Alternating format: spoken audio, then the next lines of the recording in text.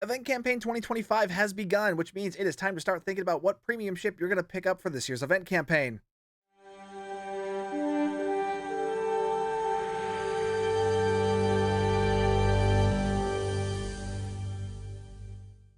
Now, obviously, I'm posting this in the middle of February, so you probably don't have your price quite yet, but it's never too early to start thinking about it. So, like I've done for the past few years now, I'm going to go over 10 ships that I think are really good choices for this year's event campaign to pick up for your prize. Though I probably should let you know right now, 2024 was not a great year for premium ships in Star Trek Online. Not that that's a bad thing for players, because these are very expensive ships, but consequently it's not great for this list. So this list is not going to feature a lot of new ships in comparison to the previous years. All right, first off, in no particular order, is the Excelsior II Intel Heavy Cruiser. This is a pretty solid ship. It's really good for an energy weapon, being an Intel Miracle Worker combo. It also has a unique bridge officer layout where it only has 4 bridge officer seats, but none of them go below Lieutenant Commander. So you're not going to have as many individual bridge officers, but you will have more options for higher level abilities. It does have some downsides. It has a 4-4 weapons layout, so you're going to be kind of restricted to broadsiding. It also is a standard cruiser, so that means it can't use dual cannons. And its cloaking device is only a standard cloak, so you're only going to get maybe 1 or 2 uses out of that in any given situation. But the real reason to get this ship is because of its console, Experimental Power Redirection, which I have said more than a few times on this channel is my favorite console in the game currently. It's pretty good for an energy weapon, gives some passive buffs to energy weapon damage and weapon amplification, but its clickability it's really cool. It makes all of your beams swap between Fire at Will 3 and Beam Overload 3, which is kind of cool. But even if you're using this on an energy weapon, or even if you're using this on a cannon build that doesn't have beams, you can still use this pretty well, because it also will activate its own auxiliary phaser beam arrays that will fire off what's called Overload at Will 3, which is exactly what it sounds like. It is just a combination of beam overload and fire at will at the same time. It'll shoot off in every direction, kind of like how fire at will works. So if you like firing beams in every direction like I do, this is an absolutely fantastic console to have. Excelsior II Starship Trade is also pretty decent. Calculated broadside gives some additional beam damage, also ups your damage resistance rating, and it improves threat if you have threatening stance on, so this can be a pretty decent tanking trait. It's triggered when using Fire at Will or any Intel Bridge Officer ability. Lasts for 15 seconds, then recharges for 10. So you're going to have 15 seconds of uptime, then 10 seconds of downtime on it, which isn't bad. This is a decent Starship trade. It's not that amazing though. It's not as good as I thought it was. 'Cause I recently learned that the Starship trait doesn't trigger off of the extra Fire at Will that you get from Entwined Tactical Matrices, so that's kind of a problem when running with this on like Fire at Will or something like that. But it's not that big of a deal if you still have those intel abilities to kind of make up for it. But yeah, you're not going to get like 100% uptime on this thing no matter what.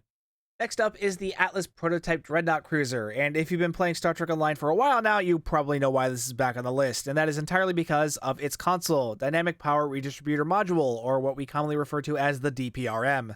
Since the release of the Vovine and its console, the unconventional systems meta has just gotten that much more crazy, because you're able to get your console cooldowns that much lower, so that really makes the DPRM that much more valuable. That and pretty much every other Universal console. So I figured I'd put this one back on the list because this is just a fantastic console. The massive healing and bonus damage buffs this thing gives, coupled with all that cooldown from the Vovine console and unconventional systems, you can keep this thing up quite a bit. This is a really, really nice console to have, especially if you're doing like single player stuff. So you can get like a massive bonus damage buff to kill stuff, and you can help stay alive with that massive healing buff. So this is really great for singles, for just soloing stuff. You're probably not going to need it so much. So if you're doing like high end support runs, but if you're just out on your own, this is something I would definitely recommend having. The ship itself, though, it really hasn't aged all that well in my opinion. Yes, it is a dreadnought, so it has a hangar bay and it has a 5-3 weapons layout, which are kind of nice. But the bridge officer seating on this thing, I've never been impressed with. For one, it's not full spec, so you only have a lieutenant commander temporal and lieutenant level command. And then because it's not full spec, you're also stuck with that commander level engineering, which is just always too much engineering seating. But yeah, that's the one downside on the ship, and it's kind of a big one because bridge officer seating is kind of important with any given ship. I should also point out that this starship is also available in the Mud's Choice Pack of Dread Through the Ages bundle. With that, you'll be able to get this ship on an account unlock, because it's important to remember that just getting these ships through the event campaign, those will not be account unlocks. Those will be single character unlocks. But if you get it through a MUDs bundle, that will be an account unlock. So whenever this bundle goes back into the C store, and if you're willing to spend that kind of money, you might be better off getting it from the MUDs bundle, especially because not only will you get it on an account unlock, but you'll also get the Klingon and Romulan counterparts along with this ship. Actually, the Enterprise J is in that bundle too, so again, another reason to maybe wait for the MUDs bundle instead. Next is the D7 American Worker Flight Deck Carrier, another one that I'm sure plenty of you are familiar with. We talk about this ship a lot because of its insanely meta starship trait, The Ruin of Our Enemies. What this starship trait does is every time you kill a foe, you gain a small bonus damage buff for 20 seconds. But the really cool thing about this thing is that it stacks up to 100 times. So if you're able to kill things fast enough, this can turn into a very impressive damage buff. Additionally, every fifth enemy that you defeat will also lower the recharge time of your bridge officer abilities by 5 seconds. So this is also really good for supplementing the Boimler effect for your bridge officer cooldowns. The ship itself is also pretty good too. Like, it's a full American Worker ship, so you've got that extra universal console slot. It's got a 5-3 weapons layout, which is always nice. So this thing is going to be really good for an energy weapon build. It's a flight deck carrier, so it's got 2 hangar bays. So if you like pet builds, you got that. It's also got a battle cloak, which can also always be a nice toy. Honestly, the one downside with this ship is that lieutenant level command seat. At the lieutenant level, command seating doesn't offer much in the way of anything useful. Really, you want lieutenant commander or higher, so you're not going to get much use out of this command levels, out of this command seat. But at the same time, it's not going to matter all that much. Fortunately, it's a universal seat next to another universal seat. You're going to have some decent flexibility there to make up for that. Now, again, this is another one that is also available in a MUDs bundle. You can also find this ship available in the MUDs Disco Inferno bundle. So if you want to get this on an account unlock and you're willing to spend that kind of money, you might want to wait for the MUDs bundle to show back up instead. It's also worth noting that if you get this from the MUDs bundle, you will also get the Federation counterpart to this starship as well. That's the Constitution American Worker Flight Deck Carrier. Speaking of the Constitution, next up is the Mirror Warship. Now, this is another one that has been on the list in the past, but again, I decided to... I don't know. I got the urge to make this list much more utility focused, largely because of like how... just because there are so many good ships available in like the C store or through the events. Like, I feel like a lot of people already have like a ship that they really like to fly. So I wanted to focus this list on giving you ships that would just improve your favorite ship rather than giving you different ships to replace that ship with. And that's why the Mirror Warship is here, because this thing comes with a really good starship trait, Terran Goodbye. Whenever you defeat a foe, you will gain a temporary boost to crit chance and accuracy rating that lasts several seconds and stacks up to 3 times. This is a really good starship trait. That crit severity chance can get pretty high. The ship herself is actually pretty decent too. It does have some drawbacks, like this one's not full spec either, only having a Lieutenant Commander intel seat. It also doesn't have a experimental weapon slot because it's a warship. Normally that wouldn't be like a downside because warships used to be pretty great in the past. But these days, with how powerful experimental weapons have been getting, like the hexacannons, for example, creating an experimental weapon slot for another aft weapon slot is actually kind of a detriment. Don't get me wrong, it could still be very powerful. It's just I would much rather have the hexacannons than another turret or omni-beam. Now, those aside, the ship does still have some neat upsides that do make it pretty interesting. For one, it's a 5-3, which is always a good thing, especially on a warship like this. But also, this has a very unique bridge officer layout, having 2 commander-level bridge officer seats, which is a very uncommon thing. It's got a commander-level tactical and a commander-level engineering seat, which can be really cool, but also kind of because I really wish the science seat, or at the very least, I wish that intel seat could have been moved over to the engineering seat, because high-level engineering abilities don't offer much, so it's kind of a neat thing, but it's not like a super useful thing at the same time. Next up is another familiar ship, the Deimos Pilot Destroyer. This is a solid ship. If you like small maneuverable ships that can put out a decent punch, this is a solid one to pick up. It's got a 5-2 weapons layout with an experimental weapon slot. It's also got a very powerful console on it, the Immolating Phaser Lance. Immolating Phaser Lance is really good for a phaser build because it's basically just a lance that you can put onto any ship. So if you're wanting a really useful lance type weapon that can fire off really quickly, this is a good console to pick up, because that's the other thing about this one, is that It has a 5-second recharge time and can have a maximum charge of up to 6 shots. So you can basically let this thing charge a little bit, and then you can just like rapidly fire off multiple charges at in succession. The charges themselves have a recharge time of 20 seconds, so you're not going to be able to fire this thing off, constantly, but you can still be able to, let that charge up a little bit and then just, let it rip. Now, for a time, this console was very popular to be used in conjunction with a Starship trait, Universal Designs, which I'll get to in a bit. But the console for that purpose has kind of been replaced ever since the Ilios came out, because the way the Ilios' console works is that you can kind of toggle its abilities on and off. So it doesn't really have a cooldown, so that ends up being better for Universal Designs. So I would say this console is not as crucial as it once was, even with Universal Designs. But at the same time, it's still a solid damage console that I definitely would recommend having. Again, I should point out that this one is also available in a MUDs bundle. You can find this in the MUDs Fighter Pilot bundle when that is available in the C-Store. So again, if you're wanting to get this ship or console on an account unlock and you're willing to drop that kind of money, you might be better off just waiting for that MUDs bundle to show up again. Next up is the Crossfield Science Spearhead Refit. Again, this is going back to Universal Designs, the trait I was talking about earlier. What it does is it buffs your crit chance and crit severity every time you activate a Universal console. That can last up to 20 seconds and stacks up to 5 times. That stacking ability is what makes this thing crazy powerful, because that ends up being a lot of crit chance and severity. This is why immolating phaser lines works so well with this console, and it still does, because it's got a low cooldown. You can just kind of let that build up and just kind of fire them off to kind of sustain these stacks and not let them, basically ensuring that you're going to have some amount of stacks of this console at all times, rather than just, firing them all off at once and then not having them for a while. But because of the toggle ability that the Ilios has, it's kind of taken its place. It's a far more efficient tool to build up these Universal Design stacks. Now, the Crossfield Refit herself, it's a decent ship. Like, it's a 32nd century ship, so it's got that 32nd century battle cloak, which is kind of neat. But it's a miracle worker ship, which I'm not a fan of on science vessels. But on the upside, it is a spearhead, which means it's got a 4-3 weapons layout, which is not a common setup for a science vessel. So with that miracle worker seating and the extra weapon slot, you could do like a decent Dusai build on this thing, or even just like straight up full energy weapons on this thing. So you can go in that route. I really wouldn't go like full EPG on this thing, because miracle worker and the secondary command seat that it comes with, none of those really lend much to actual EPG. Which, that's the other downside. Again, we've got another lieutenant level command seat. Again, command seating doesn't offer much at the lower levels, so that you're not going to get much use out of that.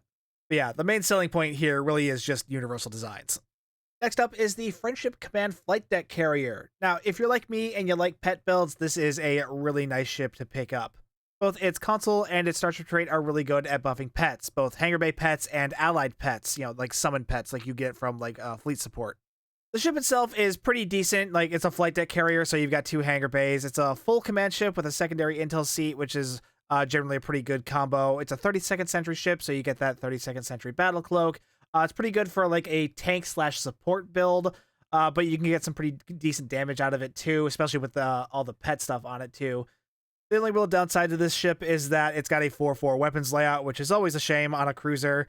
Also, I would have liked to see that intel seat moved somewhere else. It kind of, impedes how much of the tactical seating you're going to be able to use. Though the universal seats will kind of make up for that, it still means you're, the fact that it's on the lieutenant commander seat is kind of but it's not a huge deal. It's mainly the 4-4 layout that I have more of an issue with. The World Razer Temporal Ops Juggernaut. This is a fantastic powerhouse of a ship. It's got really versatile bridge officer seating, having a temporal command layout, which you can do some. This is a good mix and match of like different stuff that you can do. You can do a good amount of damage with the temporal seat or with the command seat, but the command seat can also offer some really nice support abilities. It's also got a lot of universal seating on there, so you can have a lot of flexibility in there. You can go really lean in just kind of any of the 3 directions you want with that lieutenant commander and lieutenant level universal seat. It's also got a 5-through weapons layout, and because it's a juggernaut, it has a juggernaut array, which is it's kind of like a spinal lance, but it's more of like a shotgun AoE type weapon. And on the World Razer, that one does phaser damage, so that'll be buffed by phaser damage buffs. And phaser is very easy to build for, so This will make a really fantastic phaser build. It'll make a really fantastic side build because of that temporal seat. It'll make a really good torpedo build because of that command seat. There's a lot of different directions you can go with this ship, and it's absolutely fantastic. Its console is also really good for phaser builds, firing out this big phaser beam that gets even bigger over time. And the Starship trait is also really good for energy weapon builds, basically giving you an energy weapon damage buff every time you activate a firing mode that gets even more powerful if your targets have any sort of like control, damage over time, or any sort of debuff effect on them, which that's pretty much a guarantee with any, ship building methods. That's, so you're easily going to be able to get that 25% boost up to a 50% boost. Honestly, the only real downsides to this ship is, it's a very large ship. It doesn't have a really good turn rate or inertia rating, so it's going to feel very large, very bulky. It's a juggernaut, though. That's to be expected. It's also a variant of the Galaxy class, which is also expected. The Galaxy class is a very large, very slow ship at sublight speeds, so that is to be expected. Though, funny enough, the Juggernaut, it's actually got the best turn rate and inertia rating of any other Galaxy class ship in the game. Not by much, but it's still, like, if you want a Galaxy class, this is the one to go with, just for all the reasons. This is the one to go with. Well, unless you want the Dreadnought variant with the third nacelle, then you want the legendary version. But this is a fantastic ship. I love it. Now, finally, a new ship on the list, the Orion Devar Temporal Science Vessel. But even then, though this is a new ship, I feel like there are a lot of little caveats I have to attach onto this one. Because while this is a fantastic EPG platform, having a temporal intel combo, it doesn't have too much engineering. Well, it's got a big engineering seat on it, but that's also the intel seat, so it makes up for that. Doesn't have a high level tactical seat, which is fine on an EPG build. It does have a 3-3 weapons layout, but that's pretty standard for a science vessel. This is a solid EPG boat, but the thing that kind of keeps it down is the fact that this is a lockbox ship, and there are other ships that will fill this role just as easily, if not better, that are cheaper and easier to get. Like, if you're looking at a ship like this because of the build that it can support, which, like I said, it's a great EPG platform. It's just like there are other ships that will do just as good, if not better, than this ship that are cheaper and easier to get. Mainly like the Chekhov, which is available in the C-Store, or the Sphere Builder Edulg. I don't know if I'm pronouncing that right. But yeah, the Sphere Builder ship that's available in the Low Buy Store. Either of those would do just as well, if not better, than this ship. Because, like, the Chekhov is a science warship, so it has an extra weapon slot, and it has that graviton lance thing, or whatever it's called.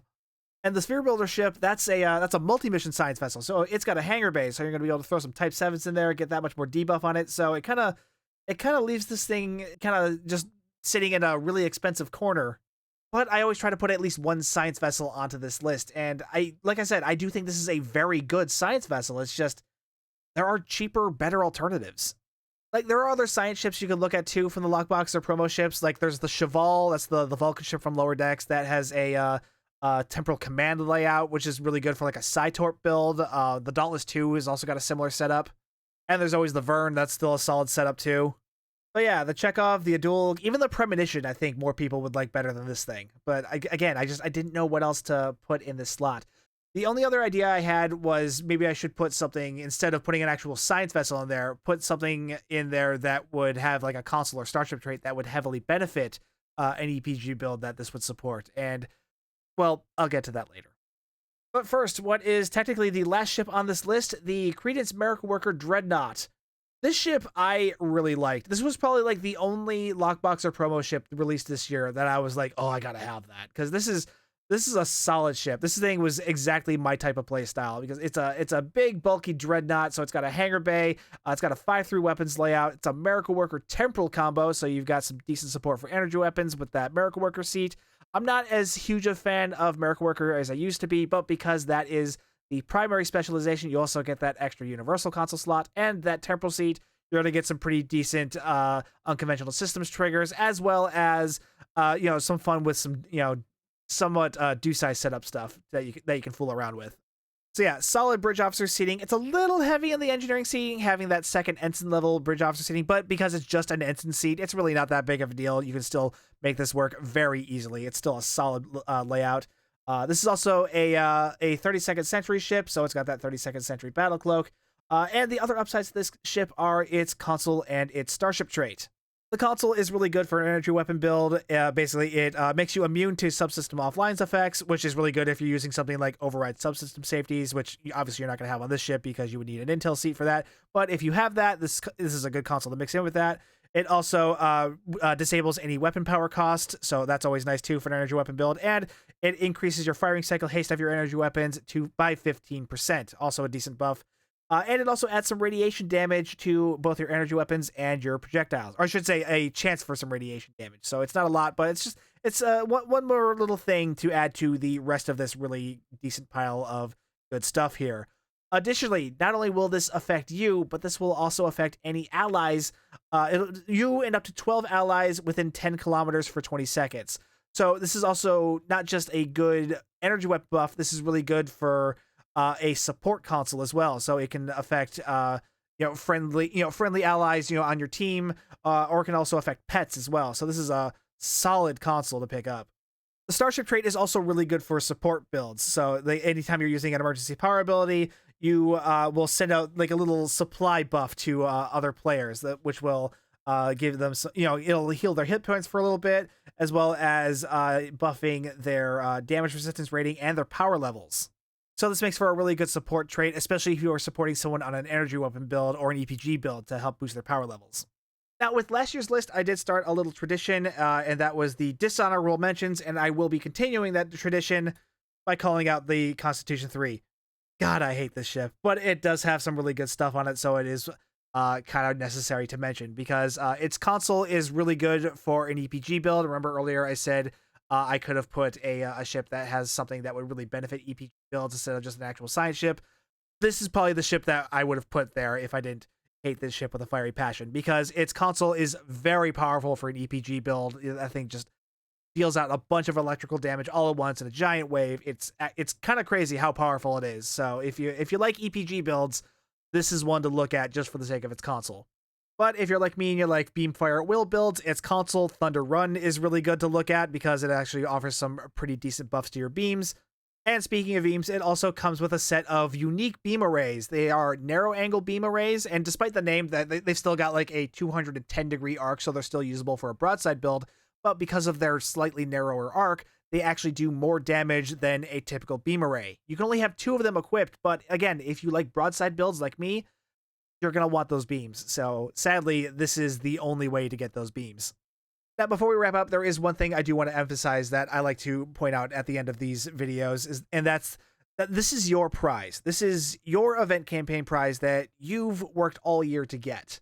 These premium ships are very rare, very expensive, and very hard to get. So if there is something on, among these premium ships that you've been eyeing on that isn't on this list, go for it. I'm not here to tell you what you should pick as your prize. I'm just trying to give you some informed decisions to, give you an idea of what might be of benefit that could help out your build if you've been wanting to improve that. But if there is something else that you think you will have more fun with, pick that instead. It's a video game, man. We are all here just to have fun, even if it does bring dishonor to you and your house. Yeah, those are my recommendations for a premium ship for this year's event campaign. But again, like I said at the end of the list, it is your prize. Pick what you want. But yeah, let me know what ship you're thinking about picking up in this year's event campaign. Honestly, I'm probably going to go with the cool Akaros battlecruiser. I wanted Starship trait for my Odyssey Summoner build. But yeah, let me know down below, and while you're down there, like, subscribe, hit that bell for notifications. If you'd like to further support the channel, hit that join button to become a member, or check out the merch store link, or any of the affiliate links in the pinned comment. Also, if you're ever shopping on the Epic Game Store, be sure to use my content creator code STU1701. Any of these help me out, and I really do appreciate it. Either way, though, thank you so much for watching. My name's Stu, and I will see you guys next time.